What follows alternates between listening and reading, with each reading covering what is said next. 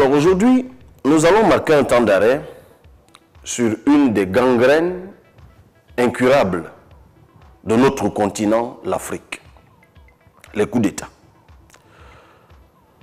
Il y a des études qui nous enseignent que depuis les années 50, il y a eu environ 200 tentatives de coups d'État, dont la moitié a été réussie sur le continent africain. Les records sont tenus par un certain nombre de pays que nous connaissons. Le Soudan en a connu 15, le Soudan. Le Mali en a connu 9, je crois. Le Tchad ou le Niger en a connu 7. Mais le Cameroun aussi en a connu 1. Le 6 avril 1984. Et apparemment, c'était la deuxième tentative parce qu'il y en avait une un an plus tôt, en 1983. Le record, en tout cas sur le continent, est tenu par une douzaine de pays. Et sur une bande homogène, j'ai envie de dire, qui part de l'est de l'Afrique, j'ai parlé du Soudan tout à l'heure, jusqu'à l'extrême ouest de l'Afrique, le Mali. Et puisque je parle du Mali, vous vous rappelez que c'est un pays qui affiche une physionomie, mais j'ai envie de dire une affection, entre guillemets, particulière, mais je le dis, la mort dans l'âme, avec les coups d'État. Parce que souvenez-vous du plus cocasse d'entre eux, les coups d'État, qui a été perpétré en 2012. Ça doit vous rappeler un certain Amadou Sanogo, qui avait mis en place à l'époque un certain CNRE, Comité national de redressement du Mali et de restauration de la démocratie ou de l'État, quelque chose comme ça. Alors, je dis qu'il fait partie des plus cocasses parce que c'est un coup d'État qui avait eu lieu dans un pays où le chef de l'État de l'époque, ATT, Amadou Toumani Touré, devait quitter le pouvoir un mois plus tard.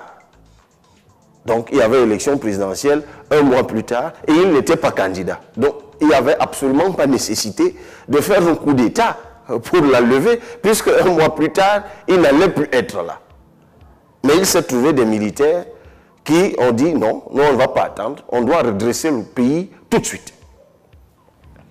Mais vous savez, le Mali, ça n'a pas commencé aujourd'hui. Ça a commencé en 1968, je crois, le premier coup d'État au Mali, c'est en 1968 contre le président Modibo Keïta. Et puis, ils n'en sont jamais sortis. Le Tchad, dont on a parlé récemment, dans un précédent échange comme celui-ci, lui-même il est dans les coups d'État depuis 1975, je crois, contre le président Tombalbaye.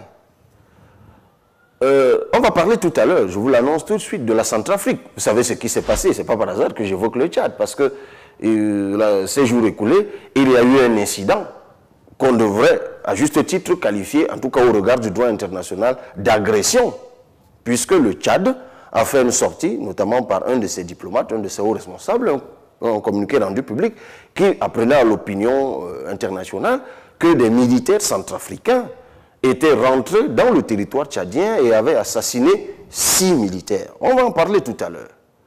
Ça a donné lieu à une escalade, Dieu merci, qui est en train de s'estomper parce que des diplomates centrafricains se sont rendus au Tchad et ce dernier a accepté de les recevoir. Des excuses ont été présentées, une commission d'enquête va être mise en place pour pouvoir déterminer. Bref, saluons le fait que la diplomatie ait repris ses droits, mais la Centrafrique dont nous parlons, où il y a des bruits de bottes depuis l'an dernier, enfin je ne sais même plus depuis une éternité, elle-même, elle est dans un cycle de coups d'État depuis, je crois, 1965, lorsque David Dacko, qui était président de la République à l'époque, avait été évincé par celui qui deviendra plus tard empereur, qui lui-même d'ailleurs va être renversé à nouveau par David Dacko, et puis ainsi de suite, ainsi de suite.